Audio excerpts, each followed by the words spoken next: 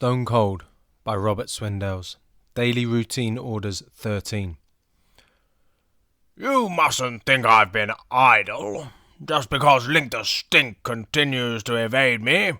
A peek under the famous floorboards is all you'd need to convince you of my continuing determination to rid my country of the riffraff that's dragging it down.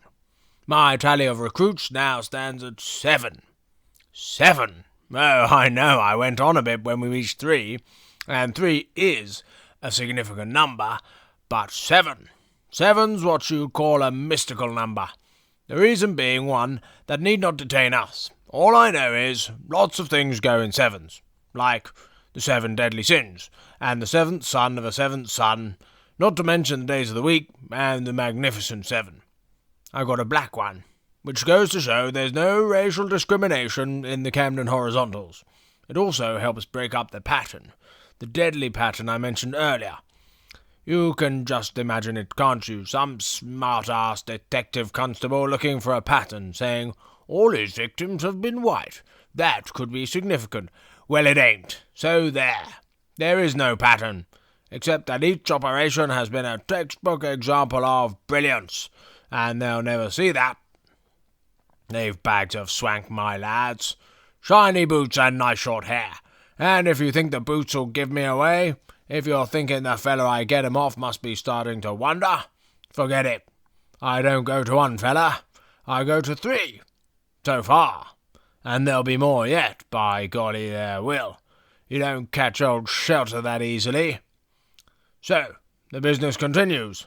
Volunteers swell the ranks, and they are volunteers, you know. Nobody forces them to come. They come for what recruits have always come for. An end to hunger and a roof over their heads, and they get it. None of my lads is hungry, and they've got a roof over their heads, and a floor as well. I sometimes think I spoil 'em. Where was I? Oh, yes, spring, and the real world. It was magic being with Gale. Like I said, I seemed to stop noticing the cold, and tapping became a sort of game for us, a contest to see who could score most. It wasn't heavy, I don't mean that. It was a light-hearted game. I never minded when Gale won, which she often did. Mind you, the situation had its drawbacks. For a start, I got jealous of Gale. Possessive, I suppose. I hated letting her out of my sight. She was so good-looking, I was terrified some guy would come along, someone with a job and a car and a place to live, maybe, and snatch her away. Well, it'd be no contest, would it? And that was the other drawback. I started wanting work so I could offer her a home. I'd always wanted a job, of course, but now it became a longing, almost an obsession. Worst thing was, I knew it was a non-starter. Nobody was going to give me a chance the way I look now, but didn't stop me wanting, or trying.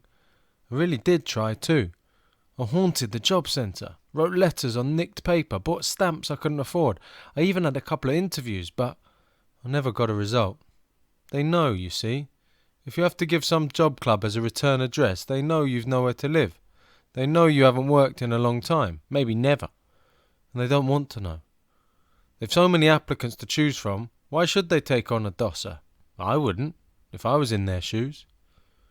It was torture too, because every time I went chasing after a prospect, it meant leaving her behind, and all the time I was gone I'd be worrying.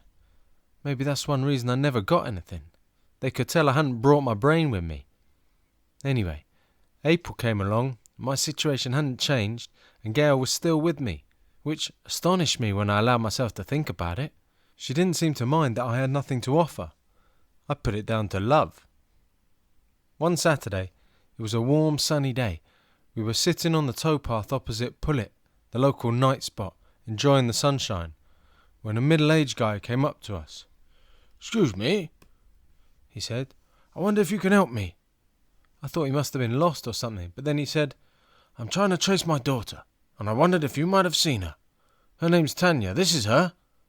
He held out a snapshot. Gale took it, shook her head and passed it to me. It was Toya. I nodded. "I've seen her a couple of times." "Where?"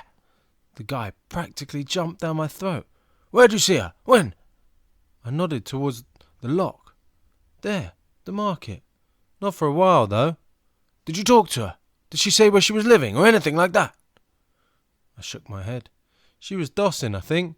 I don't know where she hangs out. Was she with anyone? An older man, perhaps?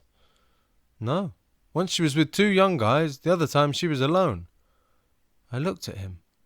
Why would she be with an older man? He shook his head. When he spoke, I could tell he was trying to keep from crying. I don't know. I spoke to a man last night, a man in a watchman's hut. He told me he might have seen my daughter about a week ago, going into the ground floor flat of the house he lives in, with the man who has the flat, a man in his 40s. Did he give you the address? Have you tried there? I knew his informant must be Captain Hook. He nodded. I went there last night. I rang the bell, but there was nobody in. The guy in the watchman's hut, does he know this man? No, he's not been there long, apparently.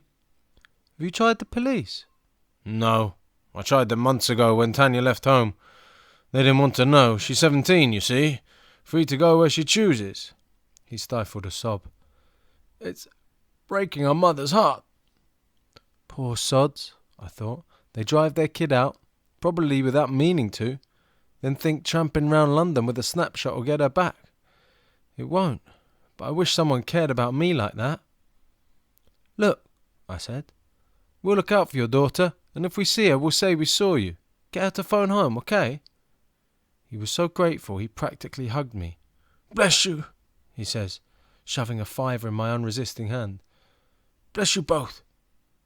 He shambled off, clutching his snapshot and his useless hope. Gale and I watched him go, each pretending not to notice how close the other was to tears.